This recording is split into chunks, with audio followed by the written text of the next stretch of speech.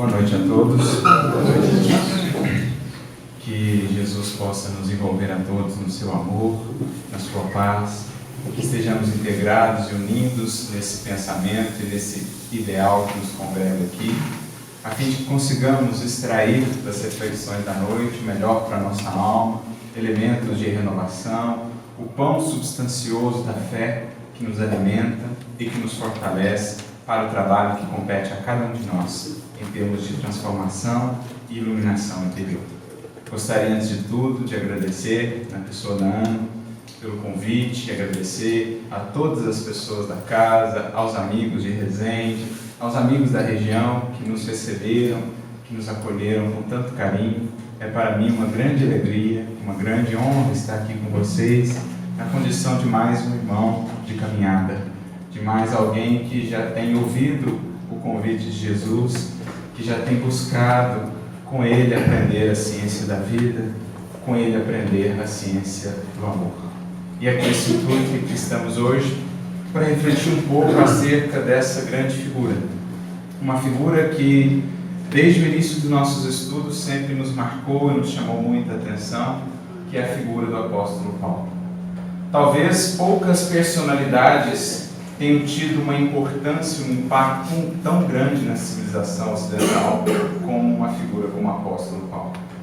Pelo próprio trabalho que teve, um trabalho, como a gente vai percebendo, de integração, ele que era um homem a seu tempo, um homem universal, um homem de 3 mundos, um homem que transitava entre as principais civilizações da época, um homem que tinha ali a sua cidadania romana, que tinha também a sua formação hebraica, a sua formação judaica, um homem que tinha profundos conhecimentos da filosofia grega, enfim, os 3 grandes mundos do seu tempo, que ele transitava com uma facilidade, recebeu justamente por isso uma tarefa de fazer a integração disso e apresentar caminhos para o cristianismo em todas essas frentes de ação e de trabalho. E por isso a sua atuação, e claro, a influência que ela gerou em muitos daqueles que o seguiram posteriormente ao longo dos séculos, foi tão impactante para a formação, digamos assim, da civilização ocidental. Muito do mundo que temos hoje, o temos em decorrência do trabalho dele e dos seus seguidores, e claro, daquilo que foi feito em cima dos seus ensinamentos, embora muitas vezes desviados do sentido original. Porque aqui entramos também em um outro aspecto que marca essa personalidade, sempre que analisada à luz da história, dos estudiosos, dos filósofos, dos sociólogos. A figura de Paulo é muito contraditória. A figura de Paulo é daquelas ame ou odeio, porque ela gera, pela própria característica da sua tarefa, pela característica da sua missão, mesmo muito pela incompreensão do verdadeiro sentido de muitos dos seus ensinamentos e lições, ela provoca múltiplas visões, múltiplos entendimentos, desde aqueles que o odeiam, que têm para com ele uma grande resistência, que o acusam, inclusive, de ter criado um outro cristianismo, de ter criado uma deturpação da mensagem do Cristo, na verdade vinculando, ou na verdade criando para o mundo um paulinismo. Mas enfim, existem também aqueles outros que o exaltam, que reconhecem o seu valor, que reconhecem a importância da sua tarefa, como existirão aqueles outros também que veem já um Paulo apenas santificado, não vendo também ainda um espírito em crescimento, embora já com grandes conquistas após anos e anos de trabalho com Jesus. Então, como toda personalidade humana que se destaca, acaba sendo contraditória a sua vida, a sua visão, mesmo porque projetamos muitas vezes nele características, visões que nos são caras, que nos são pessoais, deturpando de fato o que ele foi e o que ele fez. E um dos objetivos que temos tido em nosso grupo de estudos, seguindo essa intuição, ou seguindo esse desejo por mergulhar um pouco mais na vida e na obra desse grande indivíduo, isso não podemos negar, o seu impacto, sem dúvida, foi fundamental, e para entendermos, de certo modo, a civilização que hoje vivemos, refletir sobre ele, o que fez, é importante. Então, seguindo essa linha, sempre nos dedicamos, desde que fundamos o NEC Paulo de Tarso, lá em São Carlos, sempre nos temos dedicado a nos aprofundar no estudo dessa personalidade? Claro, agora, à luz da doutrina espírita, à luz do ferramental, das revelações, do grande conjunto de informações que a doutrina espírita nos traz para esclarecer um pouco quem foi ele e o que ele fez. Para, de certo modo, vencer essas barreiras da incompreensão, tirar aí todas as construções ou as múltiplas camadas que foram colocadas sobre ele, a sua personalidade e os seus ensinamentos, a fim de que pudéssemos realmente buscar entender quem foi Paulo, o que foi a característica marcante da sua vida e da sua trajetória e o que realmente ele gostaria ou intentava transmitir com os seus ensinamentos. Cremos que um dos objetivos principais com o investimento que tem sido feito, por exemplo, pela obra de Francisco Cândido Xavier, que foi feito ao longo de muitos anos, tanto com os comentários evangélicos como com o próprio livro Paulo e Estevão, foi justamente renovar um pouco o nosso entendimento de Paulo, que há muito tempo, há muitos séculos, estava cristalizado. Seguindo um movimento que surgiu no próprio campo do estudo tradicional, da teologia, por exemplo, a chamada nova perspectiva sobre Paulo, que vem mais ou menos nesse bojo do último século, de renovação da compreensão da personalidade de Paulo, buscando entender melhor o seu contexto, a sua vida, a sua formação, os elementos que recebeu desde a sua infância desses três mundos, porque sem isso, de fato, a visão de Paulo que nutrimos, a gente vai percebendo, era muito distanciada de uma visão da realidade. E esse estudo é, de certo modo, importantíssimo para que entendamos melhor o cristianismo. Na medida que vamos superando essas camadas ali projetadas pela incompreensão humana, nós vamos vendo um homem que realmente esteve muito à frente do seu tempo. Um homem que realmente tinha uma visão, um entendimento do cristianismo e da tarefa de Jesus, que hoje nós, de certo modo, estamos consolidando. A gente vai conhecendo um Paulo mais humano e, ao mesmo tempo, por isso mesmo, mais grandioso em seu esforço, em sua disposição de mudança, com todos os sacrifícios e renúncias que fez para alcançar essa condição. Enfim, a gente vai tirando as capas e os véus, e graças à doutrina espírita, a gente vai extraindo realmente das obras que nós temos e mesmo dos seus textos, dos seus ensinamentos, das suas cartas, o verdadeiro espírito ideal que o animava. Então esse é o nosso intuito aqui hoje. Refletimos um pouco mais sobre esse Paulo que a doutrina espírita vai nos mudar, ou vai nos apresentar, e que nós vamos ver também que tinha estreitas vinculações, estreitas relações com o próprio advento do Espiritismo e daquilo que no futuro o Espiritismo vinha revelar ou desvelar para a humanidade.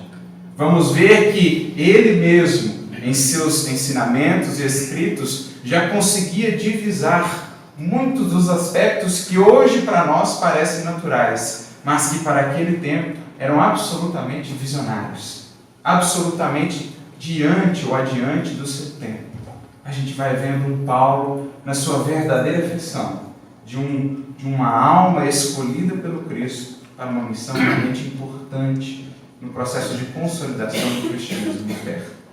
Então esse é o nosso intuito, buscar essas ferramentas para traçar esse paralelo, fazer as conexões com o que nós encontramos nos seus escritos, com o que nós hoje estudamos, pela ótica e pelas lentes da doutrina espírita, essa nova visão, essa nova compreensão do Evangelho de Jesus. Aliás, essa é a finalidade maior, ou uma das finalidades maiores da doutrina espírita. Justamente recuperar um cristianismo que se perdeu. Um cristianismo que foi soterrado com o passar do tempo, mas que ainda estava lá, aguardando apenas o tempo e o esforço das criaturas humanas a fim de reviver, de voltar à vida. É esse o Paulo que buscamos. Não aquele sobre o qual foram escritos inúmeros livros. Talvez poucas criaturas na Terra tiveram seus textos tão comentados, tão lidos, tão estudados como o apóstolo Paulo. A própria base da teologia corrente repousa muito mais nos textos de Paulo do que em outros textos. Porque, de fato, o conteúdo e a abrangência da sua obra davam esse aporte, esse suporte. Mas, como diz nosso querido amigo Haroldo, inclusive, que ultimamente estava fazendo as traduções, ou concluindo as traduções das cartas de Paulo, talvez poucos tenham sido tão incompreendidos nos seus textos, nos seus escritos como Paulo. Incompreensões ou leituras daquilo que escreveu que, de tanto terem sido partilhadas e cultivadas ao longo dos séculos, acabaram se consolidando, se cristalizando. E o processo de renovação dessas ideias seculares acaba sendo muitas vezes difícil para muitas consciências, que já criaram, às vezes, para com seus textos e a sua personalidade, uma resistência, mas que, justamente por isso, deixam de usufruir de grandes bênçãos, de grandes lições e inspirações, por conta dessa visão que guardam e que é preciso renovemos. Então, um dos objetivos do grande investimento de Emmanuel e Chico, certamente, nessa obra, no estudo da obra de Paulo, e em trazer novamente para nós qual foi a sua história, a sua trajetória, é certamente esse: renovar a nossa compreensão, prenunciando algo que os próprios movimentos da Terra hoje têm feito, como falei, com a nova perspectiva sobre Paulo. E ficamos, nesse objetivo de estudar, ficamos muito felizes quando há algum tempo, folheando as páginas da Revista Espírita, podemos encontrar uma mensagem muito interessante, que está na Revista Espírita de dezembro de 1863. Uma mensagem de François Nicolas Madeleine, um espírito muito ativo na codificação. Nós temos várias mensagens dele no Evangelho segundo o Espiritismo, participou também do Livro dos Espíritos, das demais obras. E ele tem uma mensagem muito interessante nessa edição da Revista Espírita, intitulada justamente São Paulo, precursor do Espiritismo. Usa a expressão corrente da época, o termo são ou santo, mas achamos muito interessante essa ideia, nos mostrando que já a espiritualidade, aos tempos de Kardec, prenunciando algo que depois Emmanuel viria a reforçar e dar continuidade, se esforçava para nos alertar ou para nos convidar a fazer esse reajuste de visão, a renovar o nosso olhar para os textos e os escritos de Paulo, tão utilizados pelas outras correntes teológicas àquele tempo, justamente para combater o espiritismo. Muitas de suas falas, muitas de suas epístolas eram justamente utilizadas para, digamos, questionar ou atacar algumas das proposições do espiritismo. E os espíritos, em especial aqui François Nicolas, vem justamente dizer o contrário, que se bem estudados, se bem compreendidos com as chaves que o espiritismo haverá de nos proporcionar, na verdade os ensinamentos que ele nos trouxe têm muito mais a incentivar e estimular o espiritismo do que combater. As aparentes contradições são apenas aparentes, porque decorrem, na maioria das vezes, ou de uma leitura muito literal dos seus textos, ou de uma leitura que não leva em consideração a sua formação, o seu contexto, a sua maneira de se expressar, a cultura em que vivia, a maneira, o linguajar de apresentar, o modo de apresentar ideias que era tão recorrente à época. Como também acontece com o próprio Evangelho. E Kardec mesmo faz questão de frisar, por exemplo, a importância desse estudo contextual a fim de que alcancemos a verdadeira dimensão de muitas das lições de Jesus. Lá no item 3, ou na parte 3 da introdução do Evangelho segundo o Espiritismo, que aliás é monumental a introdução do Evangelho segundo o Espiritismo, Kardec trabalha 4 pontos dos mais fundamentais para o entendimento de todo o corpo doutrinário da doutrina espírita. Ele começa falando dos aspectos morais da missão do Cristo, fundamental. Na segunda parte fala ele do controle universal do ensinamento dos Espíritos, fundamental, embora tão esquecido e tão negligenciado por nós espíritas, que muitas vezes tudo aceitamos sem uma ponderação, sem uma análise, como era de praxe e era característica no espírito kardeciano, que precisamos urgentemente recuperar e valorizar em nosso meio. Na terceira parte ele traz, então, a referência, um estudo sobre notícias históricas. E na quarta parte faz ele uma comparação com os ensinamentos de Sócrates com a doutrina espírita, mostrando que a doutrina espírita, na verdade, perpassa todos os tempos, todas as civilizações, mas com ensinamentos esparsos, muitas vezes misturados, e que agora o Espiritismo tinha justamente o papel de congregar todos esses feixes esparsos num conjunto íntegro, harmonioso. Mas enfim, nessa terceira parte, nas ciências históricas, Kardec já nos alertava a todos, e é interessante que vemos muitas vezes a resistência a esse tipo de estudo. É preciso entender para se compreender, ou se bem se compreender, é uma diferença. Você pode mal compreender, você pode compreender e você pode bem compreender. E ele diz, para bem se compreender as lições ou muitos dos pontos do Evangelho e das Escrituras, preciso é que se conheça o valor ou significado de expressões frequentemente ali utilizadas, que denotavam o estado dos costumes e das características da sociedade, então. Então Kardec já nos apontava para a importância desse tipo de estudo, tanto no que diz respeito aos textos dos evangelistas, como também, por inferência, aos textos do apóstolo Paulo. Como vou entendê-lo se não sei ou se não entendo minimamente a sua formação? Ele, que desde a infância foi educado na filosofia grega, teve grandes mestres, filósofos gregos, na escola de Tarso, uma das 3 cidades da antiguidade que tinham uma escola filosófica grega, Atenas, Alexandria e Tarso, não por acaso ele nasce, portanto, em Tarso, foi educado à luz da filosofia grega.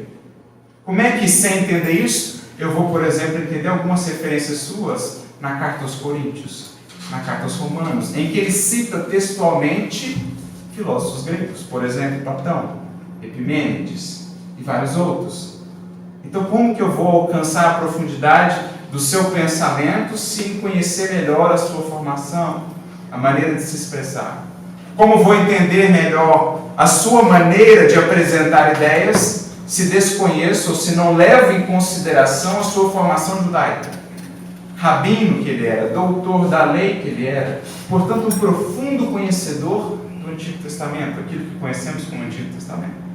Que tinham eles a sua maneira própria de expressar-se, muito diferente da maneira a qual estamos acostumados, mais abstrata, mais filosófica. A maneira de se expressar dos rabinos, dos mestres judaicos de então, era mais concreta, com outro tipo de simbologia, com outra maneira de concatenar ideias. Por exemplo, algo que é recorrente nas suas cartas, referências ao Antigo Testamento ressignificadas, ou junção de textos do Antigo Testamento para construir um raciocínio que apresente uma ideia mais ampla que ele quer transmitir. Aquilo que os rabinos chamavam de derash, que é a união de várias passagens que, unidas, fazem sentido e separadas têm outro sentido. Isso está repleto nas suas cartas. Como é que eu vou ler, por exemplo, uma epístola aos Hebreus, que é toda ela trabalhada em termos de simbologia do Antigo Testamento, sem minimamente conhecer o que ele está ali falando? Justamente a carta, como diz Emmanuel, para os estudiosos de hoje, a carta que ele não escreveu, por conta da diferença de estilo. E Emmanuel vem nos dizer justamente a que ele escreveu de próprio punho. Ali escrevendo com o seu estilo, ao passo que as outras foram por ele ditadas e escritas por escribas. Os próprios escribas se identificam nas cartas. Por exemplo, no final da carta aos Romanos, o escriba diz: aqui quem vos fala é Tananã, manda um abraço para tal, para fulano, para ciclano. No final da carta aos Gálatas, capítulo 6, ele escreve assim: veja, agora sou eu mesmo quem escrevo de próprio punho, veja o tamanho das minhas letras. Como a dizer que quem estava escrevendo antes era um escriba e ele ditando. Algo que Emmanuel realmente reforça no Paulo Estevão, dizendo que ele sempre se juntava a pessoas e ele ia ditando, recebendo inspiração e ditando. Então como é que eu vou entender essas cartas? E por muito tempo essa incompreensão em torno de Paulo, gerando uma leitura muito literalista, veio do quê? Se renegava a sua formação.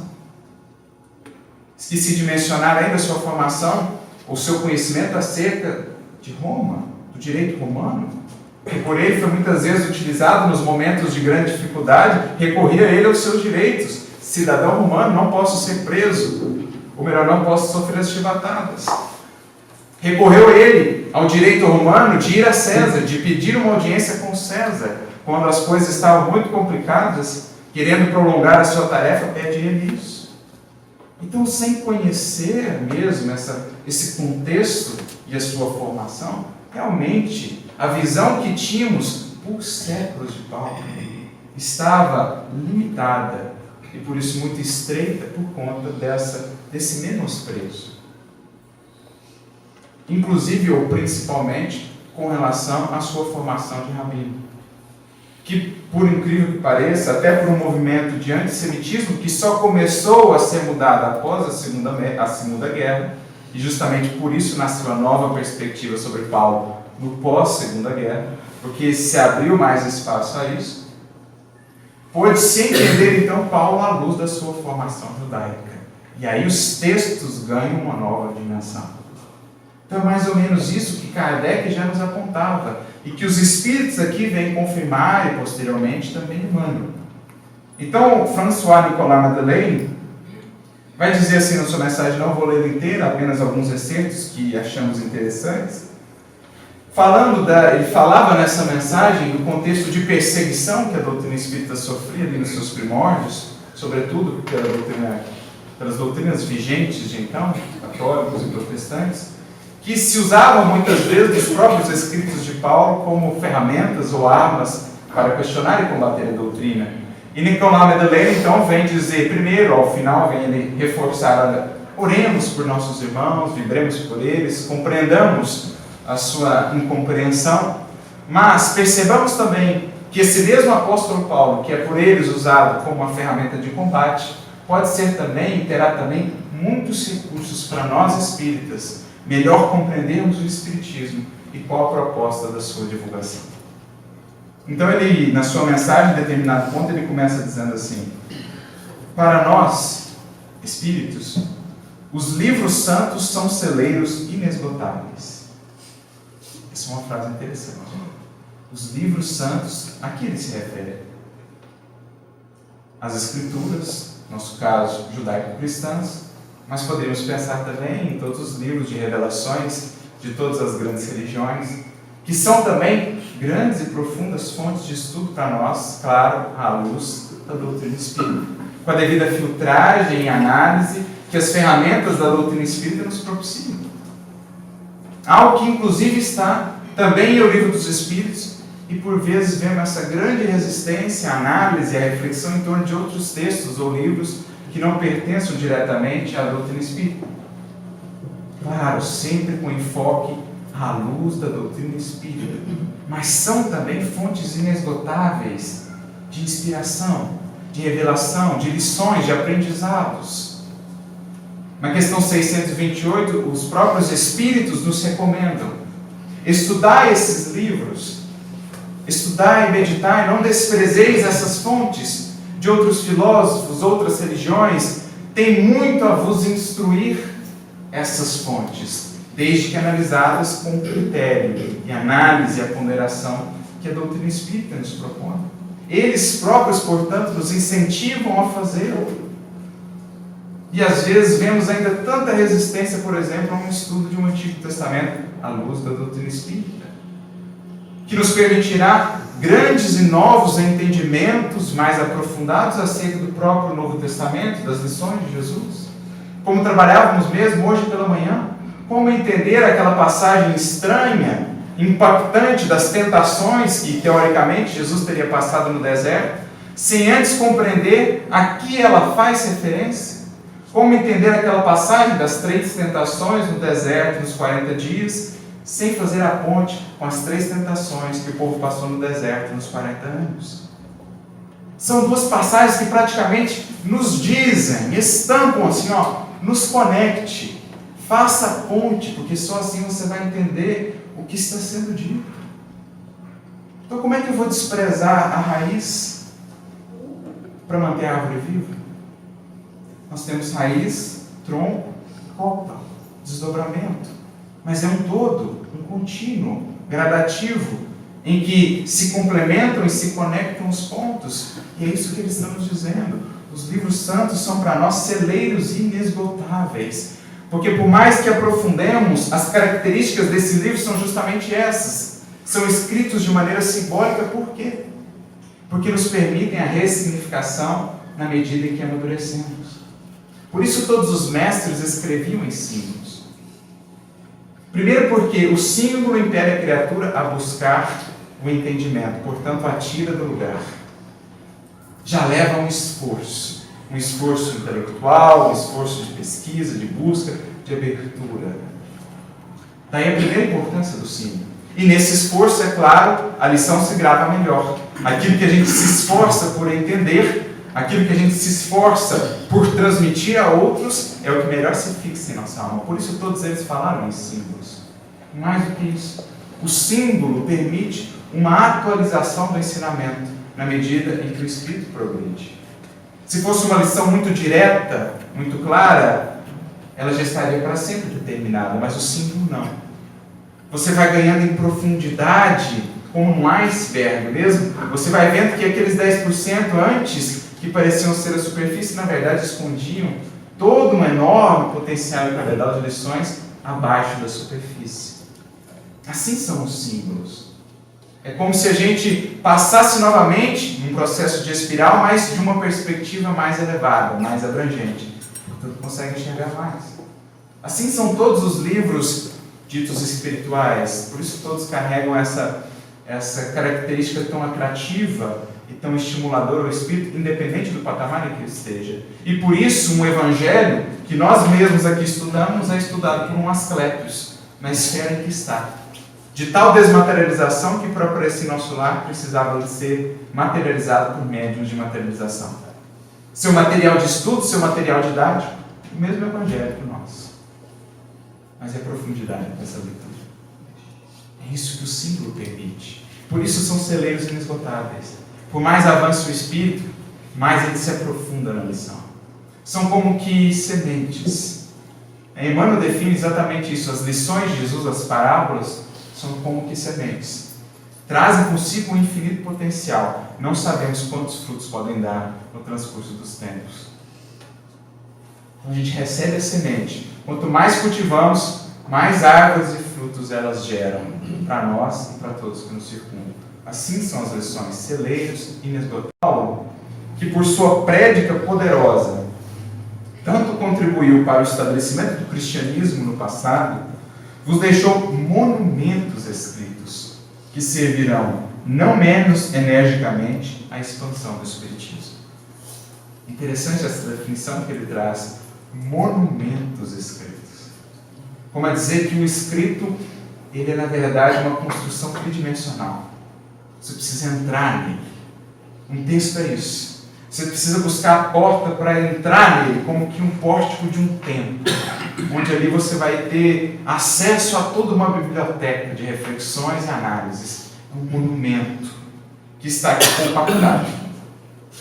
Nosso grande exercício é encontrar a chave das portas para entrar e para ver como que isso se desdobra em novas dimensões que sequer imaginávamos.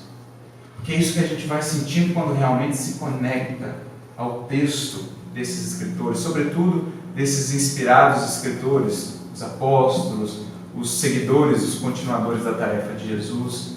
As suas lições, quanto mais mergulhamos, mais vamos criando essa visão abrangente e tridimensional do que ele está. Mais vamos sentindo a profundidade desse texto, porque nos conectamos com eles mesmos, os seus autores. Isso, em verdade, é estudar, gente. Eu sempre me recordo do capítulo 4 do Pensamento e Vida, intitulado Instrução, em que Emmanuel vai falar do livro. E ele vai falar assim que o livro é um imã que estabelece processos dinâmicos de telementação.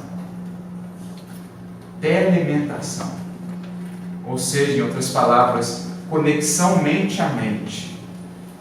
Por meio do livro, nós captamos ou nos conectamos, onde quer que estejam no espaço e no tempo, os autores que inspiraram aquela obra. Isso é entrar na verdadeira dimensão do Espírito. Você vai se conectar com o autor. Você vai ler Sócrates.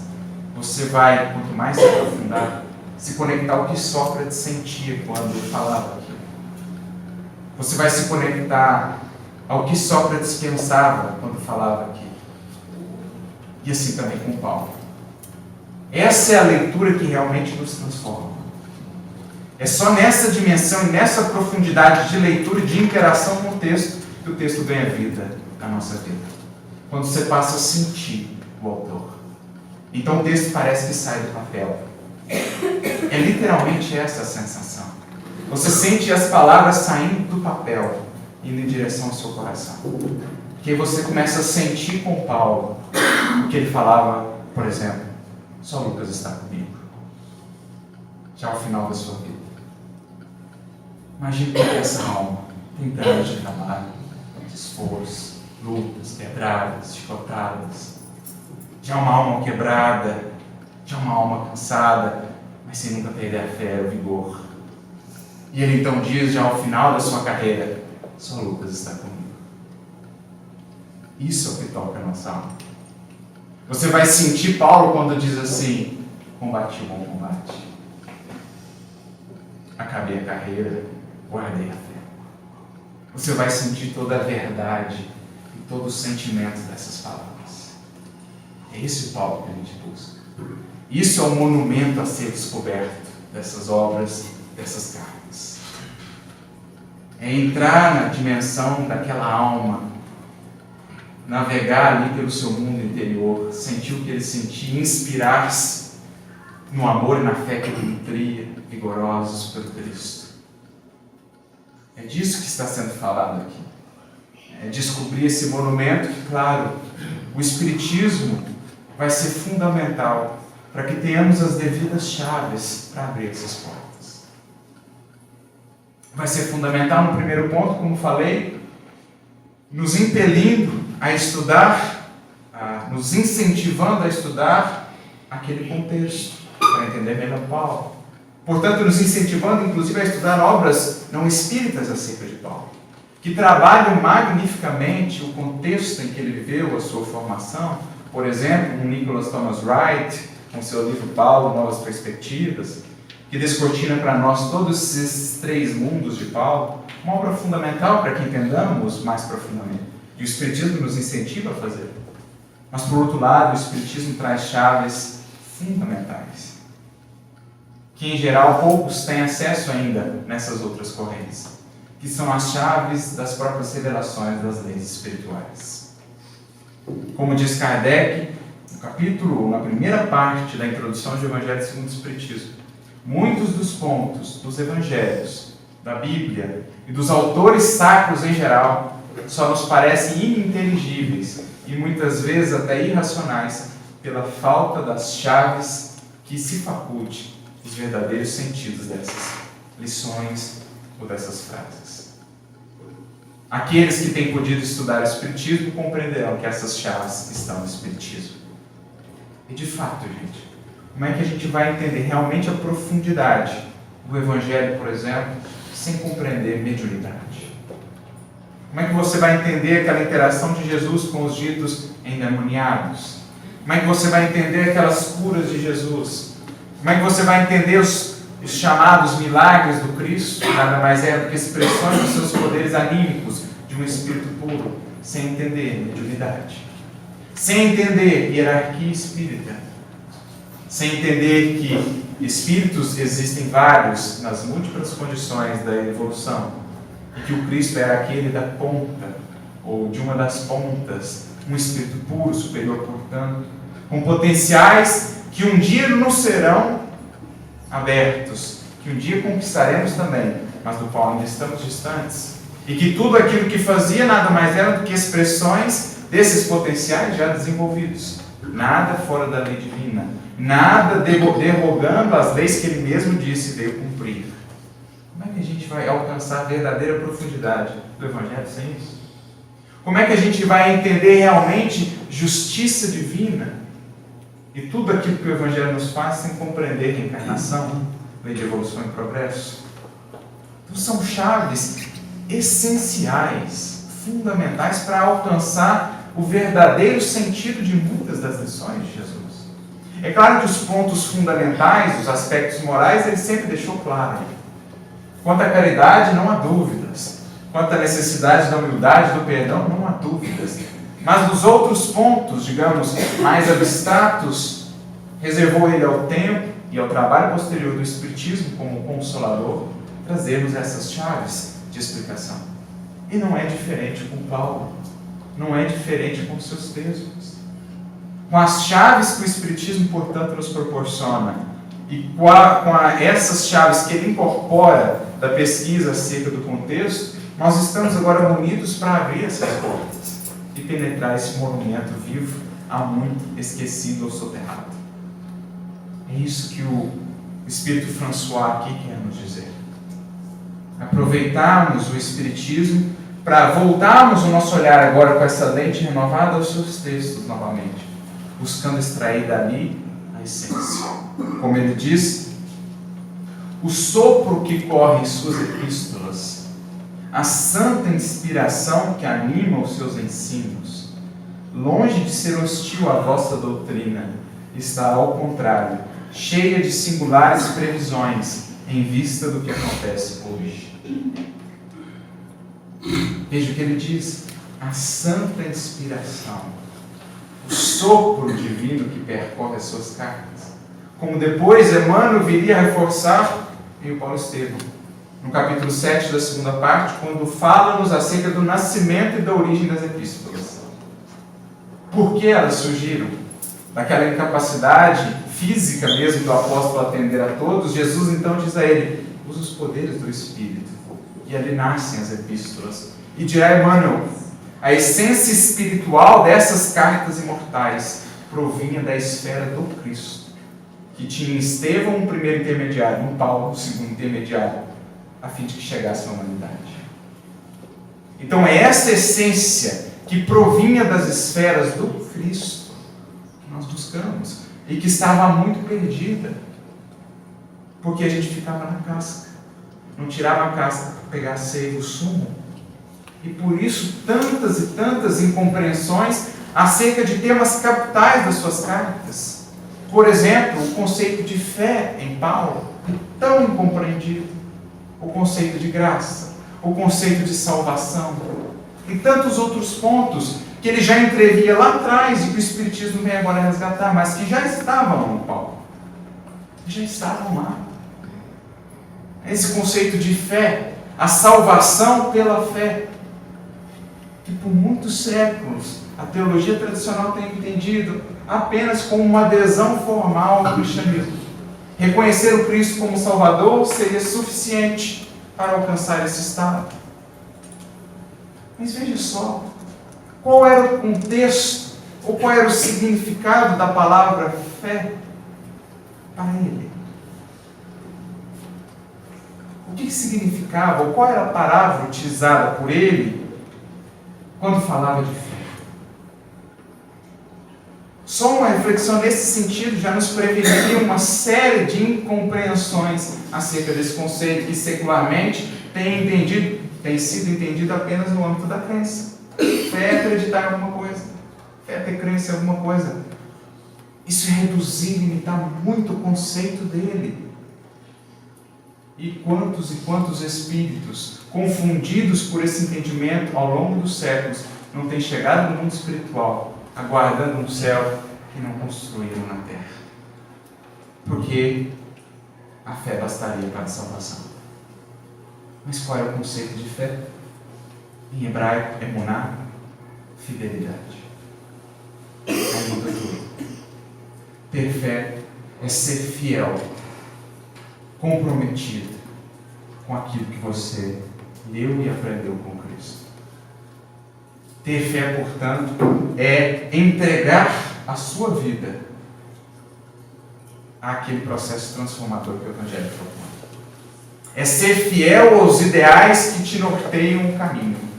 Portanto, aplicar e nortear a sua vida pela caridade, pela humildade, por tudo mais. Essa fé salva. Porque a fé é convertida na transformação. É a fé que nasce da perfeita integração ou cada vez mais profunda integração e conexão da criatura com o Criador. O conceito de fé em Paulo é, portanto, uma medida dessa relação entre criatura e Criador. O quão é fiel a essa relação? Quanto têm sido fiéis as partes nessa relação? Ele diz na sua carta, Deus é fiel.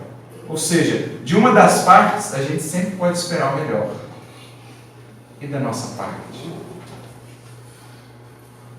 Por isso, fé é quando a gente conta com Deus, mas quando Deus pode contar com a gente também. Fé é esse caminho de mão dupla, fidelidade, onde a relação é fiel. Deus, dele podemos sempre esperar o melhor, mas nós também nos comprometemos a, na condição em que estamos, fazer o nosso melhor. Essa é a fé que o apóstolo Paulo diz ser caminho para a salvação.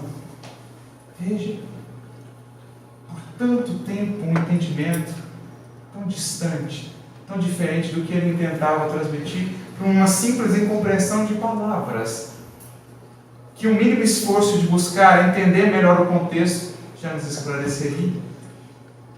Por isso, mais adiante, ele diz aqui, meus filhos, aquele santo doutor contempla com uma amargura que não pode dissimular o grau de aviltamento em que caiu a maior parte dos que falam em seu nome e que proclamam, aí ele usa uma expressão latina, urbi et orbi, ou seja, da cidade para o mundo, que outrora Deus deu à terra toda a soma de verdades que esta era capaz de receber. Porque ele está falando que do mundo espiritual Paulo contempla com amargura no seu coração a incompreensão de todas as suas lições. Talvez tenha investido tanto por meio, pelas vias aí do Espiritismo, para começar a renovar essa compreensão. E sabemos das estreitas relações, por exemplo, que Emmanuel tinha com ele mesmo, o apóstolo dos gentios. O próprio Emmanuel, o Lúcio vem nos revelar em mensagens recebidas no culto do Evangelho do Lar, lá na Fazenda Modelo. Que ele mesmo, Paulo, Estevão, aquele grupo, participou do projeto e da concretização no mundo da obra Paulo e Estevão. O próprio Neo Lúcio diz, um dia, numa das cartas, feliz, meus amigos, hoje eu participei de um seminário, aqui nas regiões espirituais de Pedro Leopoldo. Um seminário sobre cartas de Paulo. Quem ministrou o seminário? O apóstolo Paulo. Então era ele que ali estava trabalhando na renovação dos seus próprios ensinos, que de tão incompreendidos geravam no seu coração uma amargura. Então a gente não pode menosprezar os recursos que o Espiritismo nos dá para voltarmos a esses textos e buscar aquele sopro divino, buscar aquele sentimento, aquela essência substancial da esfera do Cristo, que terá muito a nos ensinar e inspirar no trabalho que nos compete. Como ele diz aqui, seguindo na mensagem, como os espíritas e antes dos espíritas, foi ele o primeiro a proclamar esta máxima que faz vossa glória, fora da caridade não há salvação.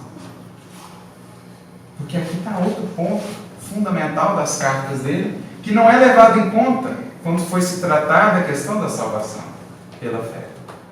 Ele mesmo irá dizer, numa das mais belas páginas, talvez, da literatura ocidental e mundial, ele irá mesmo dizer, ele próprio, o fundamento da caridade, ou do amor ágape, amor-doação, para a salvação da alma, sem a qual estaremos ainda improfícuos, estagnados, como diz na sua primeira carta aos Coríntios, capítulo 13, ainda que falasse a língua dos homens e dos anjos, se não tivesse amor ou caridade, segundo as traduções, seria como metal que soa, ou como sino que tira.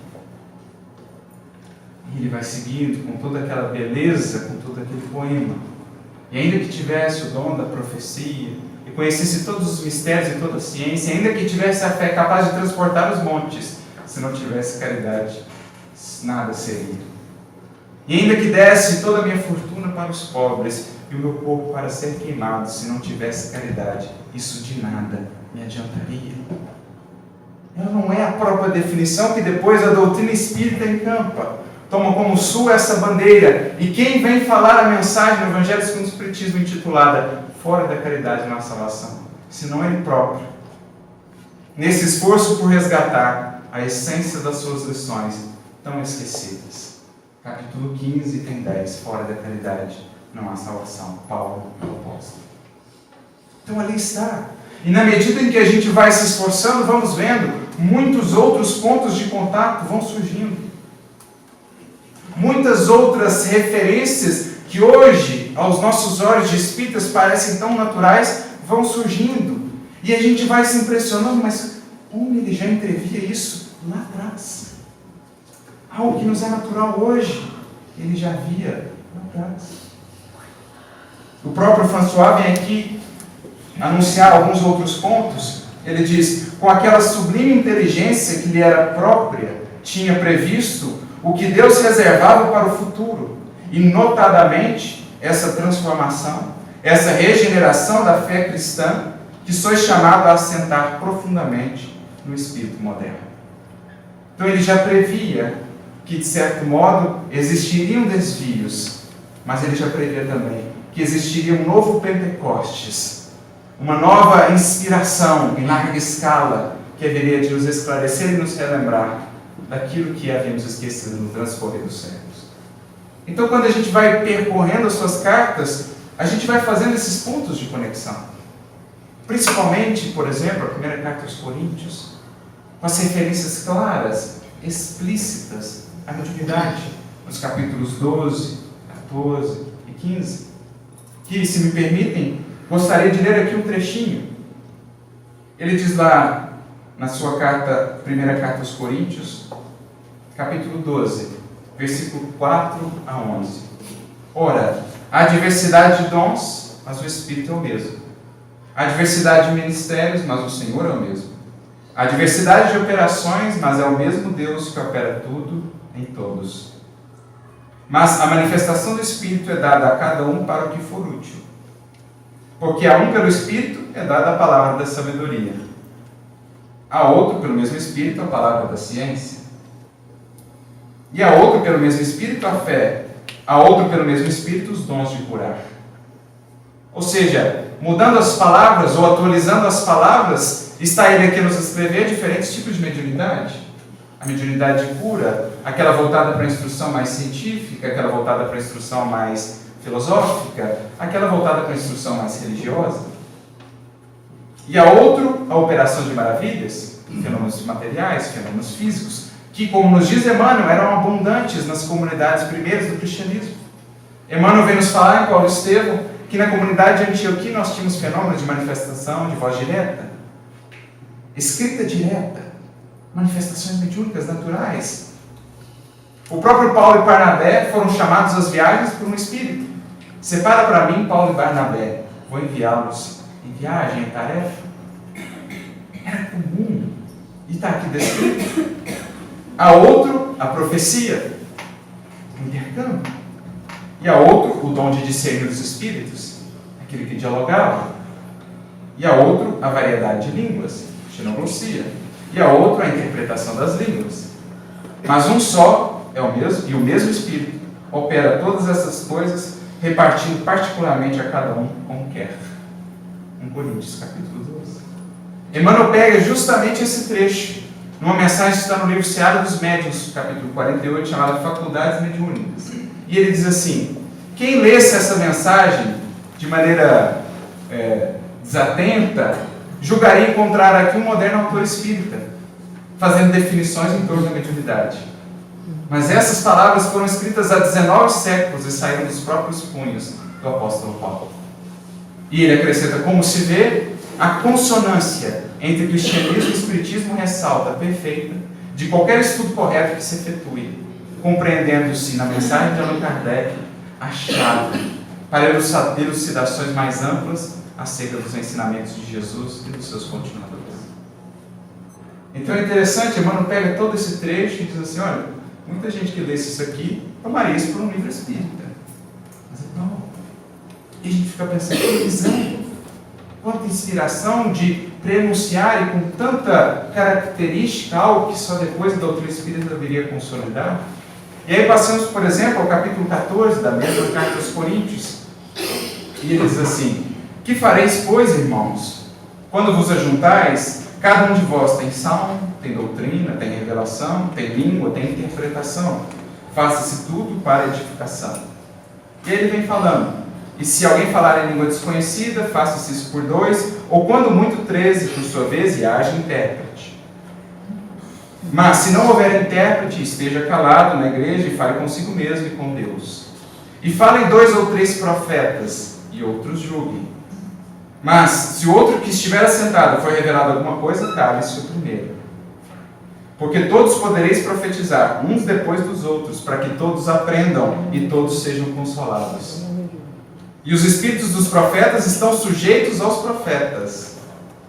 Porque Deus não é Deus de confusão, senão de paz, como em todas as igrejas dos santos. Troca algumas palavras aqui, o que a gente tem?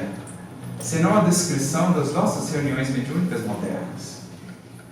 Ainda com a orientação da disciplina do médium, o espírito do médium, o espírito do profeta deve estar sujeito ao médium.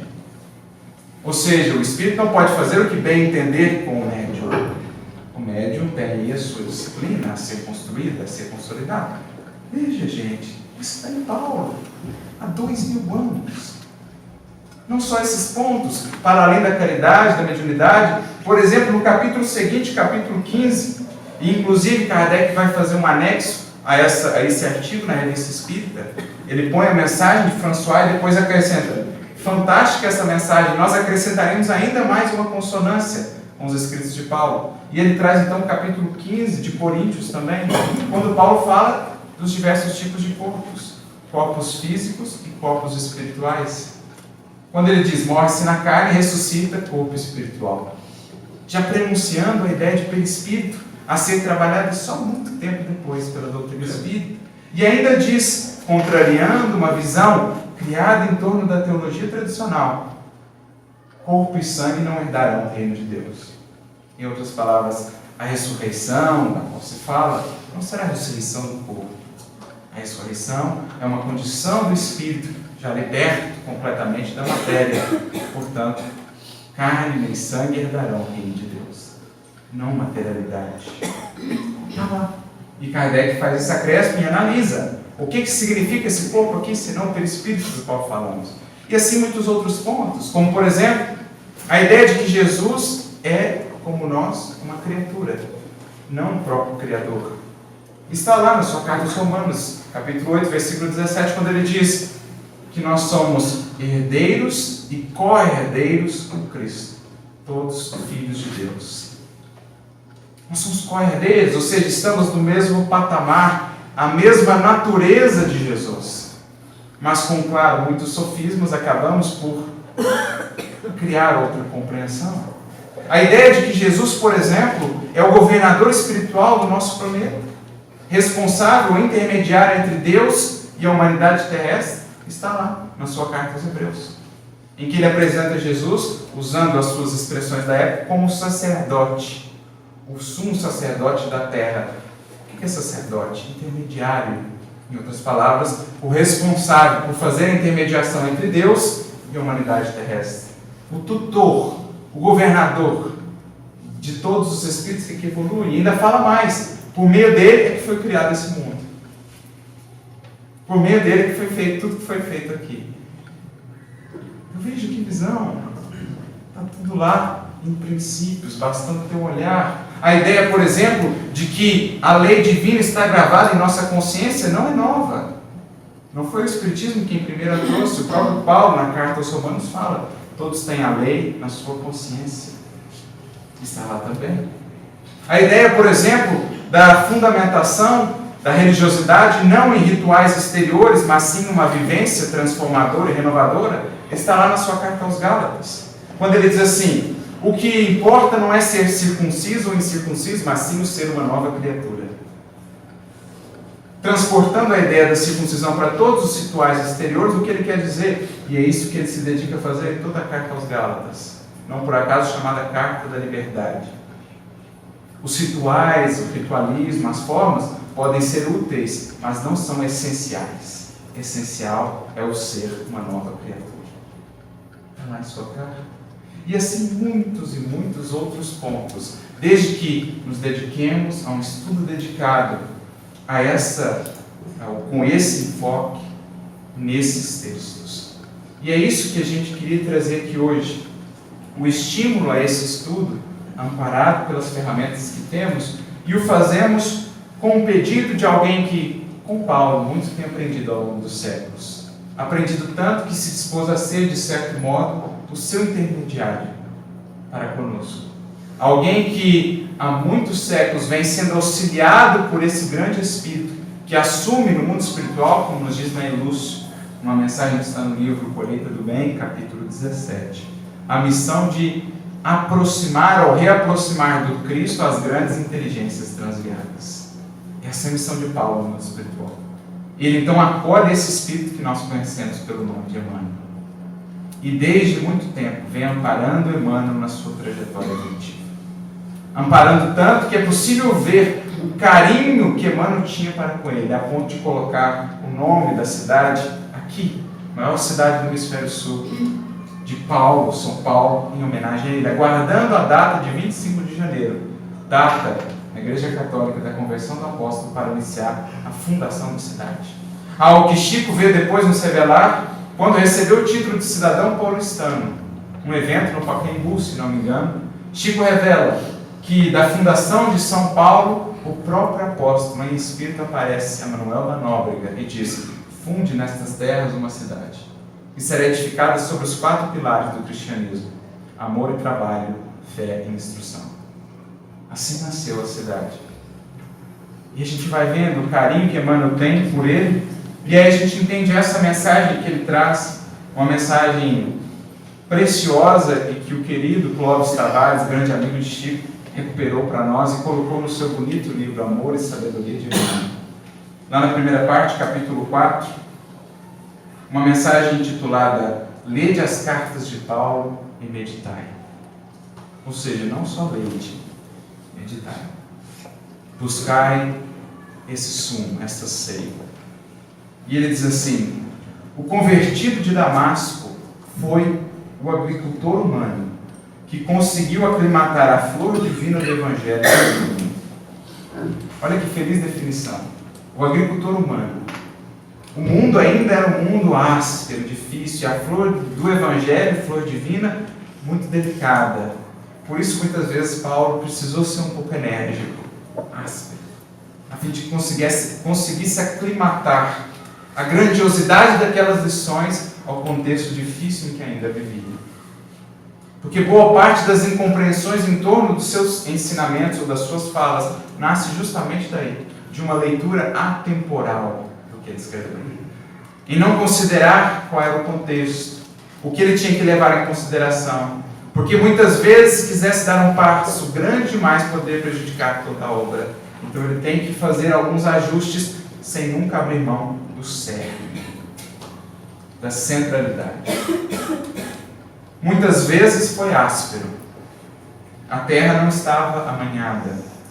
E se em alguns pontos oferecia leiras brandas e férteis, na maioria eram regiões em espinheiro e pedregulho. Era preciso arar o solo. E não se ara o solo sem energia, sem força, mas com amor. Paulo foi o lidador de sol a sol. Seu fervoroso amor foi a bússola divina.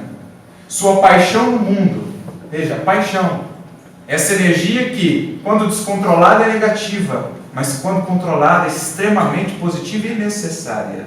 Sua paixão no mundo, iluminada pela sua dedicação ao Cristo, transformou-se na base onde deveria brilhar para sempre a claridade do cristianismo. Aí ele vem e faz a revelação. De onde vem esse vínculo entre os dois? Conheci-o em Roma, nos seus dias de trabalho mais rude e de provações mais acerbas. Vi-o uma vez, unicamente, quando um carro de estado transportava o senador Públio Lentulus ao longo da Porta Ápia. Mas foi o bastante para nunca mais esquecê-lo. Essa é daquele tipo de personalidade que num encontro breve marca para sempre uma alma. Um incidente fortuito levara os cavalos a uma disparada perigosa. Mas um jovem cristão, atirando-se ao caminho largo, conseguiu conjurar todas as ameaças. Avistamos então um pequeno grupo onde se encontrava a sua figura inesquecível. Trocamos algumas palavras que me deram a conhecer a inteireza do seu caráter e a grandeza da sua fé. Em algumas palavras. Porque Paulo já era a esse tempo aquela alma que irradiava o Cristo. Após 30 anos já por volta disso de trabalho, Paulo já era aquele onde se via realmente, ou se lia a vida de Jesus. Como ele mesmo olhar afirmar na sua carta aos Gálatas, já não sou eu mais quem vive, é Cristo que vive em mim. O fato ocorria pouco depois da trágica desencarnação da Lívia. E eu trazia o espírito atormentado. As palavras de Paulo eram firmes e consoladoras. Parece um paradoxo, né? Firmes e consoladoras. Mas esse é o amor, que dosa muito bem e sabe, pensando sempre no melhor para aquele que ama, e não necessariamente, talvez, naquilo que ele queira. O grande convertido não conhecia a úlcera que me sangrava no coração. Todavia, as suas expressões indiretas foram, imediatamente, ao fundo de minha alma, provocando um dilúvio de emoções e de esclarecimentos. Palavras só alcançam o fundo de outra alma quando partem do fundo da nossa própria. Palavras só alcançam e penetram o coração de outras almas quando partem do nosso próprio. Dá-nos aqui a entrever, Emmanuel, já a profundidade da vivência e da comunhão de Paulo com Cristo.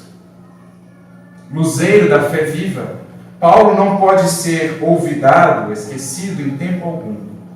Seu vulto humano é o de todo homem sincero, veja, de todo ser humano sincero, que se toque do amor divino pelo Cordeiro de Deus. Lede-o sempre e não vos arrependereis. Daqui nasce esse amor e esse vínculo, que graças a Deus e ao esforço desses Espíritos, se converteu para nós nessa multidão de mensagens, de comentários às suas cartas, que tem aberto para nós uma nova linha de compreensão e entendimento, que se converteu para nós nessa obra ímpar, única, um verdadeiro patrimônio do Espiritismo e diria até da humanidade, que tem sido para tantos de nós realmente um divisor de águas na nossa caminhada com Jesus. Esse é o Paulo que a doutrina espírita quer nos apresentar, desde que nos abramos a isso. Desde que, pelo nosso esforço e empenho, possamos nos voltar com as ferramentas que agora detemos em mãos a esses textos, ali buscando senti-lo, vivê-lo, buscar com ele a inspiração, a fim de que um dia possamos ser também, como ele já o era, as cartas vivas de Jesus. Porque esse foi o principal legado que ele deixou e segue deixando no mundo. Não as cartas que escreveu em mãos, com tinta, em pergaminhos, mas sim as cartas que, paulatinamente, no decurso dos séculos, tem ele escrito com o seu exemplo e com a história da sua redenção. Que possamos, portanto, nos inspirar nele e fazer da nossa vida também um escrito, um texto, uma vivência, onde aqueles que nos cercam poderão ler a eterna mensagem de Jesus. Que Deus e Paulo nos abençoe sempre. Muita paz a todos.